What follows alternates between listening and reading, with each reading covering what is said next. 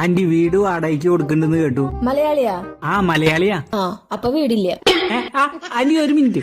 വാടകയ്ക്ക് കൊടുക്കണ്ട്, പക്ഷെ അത് ബംഗാളികൾക്ക് കൊടുക്കണുള്ളൂ. ഡെയിലി കുളിച്ച് അലക്കി വൃത്തിക്ക് ഡ്രസ് ഇട്ട് ജോലിക്ക് പോണ ഞങ്ങക്ക് എന്താ വീട് തരാത്തെ? അതന്നെയാ പ്രശ്നം. നിങ്ങൾ ഡെയിലി കുളിക്കും, ഡെയിലി തുണി അലക്കും. നമ്മുടെ ബംഗാളികൾ അങ്ങനെയല്ല.